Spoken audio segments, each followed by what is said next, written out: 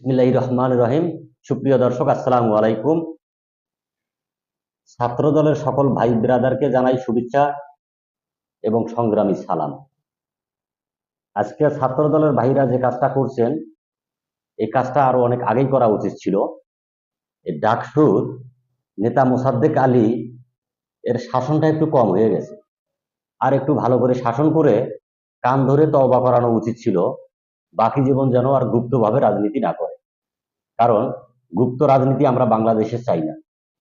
দেখেন, এরা 1971 সালেও বাংলাদেশের ভালো চায়নি। গত 17 বছর ফেসিস্ট আমলেও এরা ছাত্রলীগের লঙ্গির নিচে থেকে বাংলাদেশে এমন কোনো অপকর্ম নাই যে তারা করেন নাই। দেখেন, অপকর্মগুলো গুপ্ত থেকে শিবির করছে, বদনাম করছে ছাত্রলীগের কাঁধে। ছাত্রলীগ বাংলাদেশ থেকে বিতাড়িত। এরা এমন ভাবে গুপ্ত থেকে রাজনীতি করতে চাচ্ছে যে আগামীতে আমাদের প্রাণপ্রিয় সংগঠন ছাত্রদল কিংবা যুব দলের সংগঠনে গুপ্তভাবে থেকে পুনরায় ছাত্রদল কিংবা যুব দলের বদনাম তারা করবে। করে ছাত্রলীগ আওয়ামী লীগকে যেভাবে এরা দেশ থেকে বিতাড়িত করছে, সেম ভাবে বিএনপি এবং ছাত্রদল যুব দল এদেরকেও বিতাড়িত করে এরা দেশটাকে দখল করার পায়তারা করতেছে।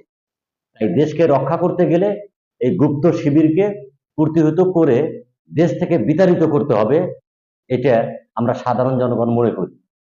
তাই সাধারণ জনগণের প্রতি আমার বিশেষভাবে অনুরোধ থাকবে, আপনারা এই গুপ্ত শিবিরের অপপ্রচার বা গুজবে কান না দিয়ে আপনারা বর্তমান সরকারকে সহযোগিতা করুন।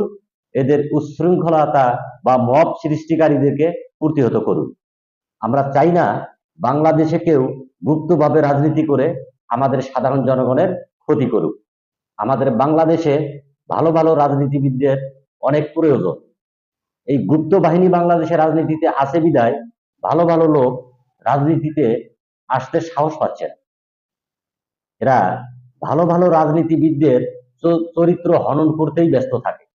দেখেন, বর্ষিয়ান অনেক রাজনীতিবিদ আছে, তাদেরকে এই শিবির বা জামাত সরাসরি গালিগালাজ করতে না পারলেও এরা লক্ষ লক্ষ বট বাহিনী পাল্টেছে অর্থ দিয়ে সেই আমাদের বর্ষিয়ান রাজনীতিবিদদের গালিগালাজ করার জন্য। আমরা যারা অনলাইনে অ্যাক্টিভিটিস থেকে আমরা তাদের বিরুদ্ধে একটু আলাপ আলোচনা করার চেষ্টা করি, সত্যি ঘটনাটা সাধারণ জনগণকে জানানোর চেষ্টা করি, এরা আমাদেরকেও গালিগালাজ করতে দ্বিধাবোধ করে না বা প্রতিনিয়ত গালিগালাজ করতে আসে, বা অনলাইন যোগাযোগ মাধ্যমে এসে সাইবার বুলিং এর শিকার আমরা হচ্ছি প্রতিনিয়ত এই গুপ্ত শিবিরের নিকট। তাই আমি মনে করি আমাদের বাংলাদেশকে বাঁচাতে গেলে, আমাদের ভালো ভালো রাজনীতিবিদদের বাঁচাতে গেলে, বাংলাদেশপন্থী রাজনৈতিক সংগঠনগুলোকে বাঁচাতে গেলে এই গুপ্ত শিবিরকে বাংলাদেশ থেকে বিতাড়িত করতেই হবে।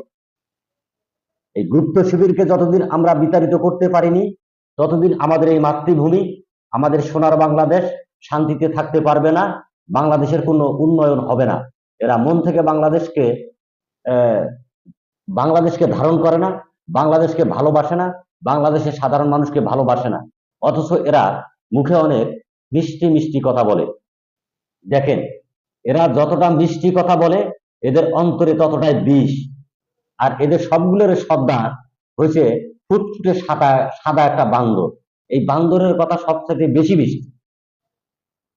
এই বান্দরকে প্রতিহত করতে হবে। আর এই বান্দরকে প্রতিহত করার আহ্বান জানিয়ে আমার সংক্ষিপ্ত আলাপ আমি শেষ করলাম। ভালো থাকবেন। আসসালামু আলাইকুম।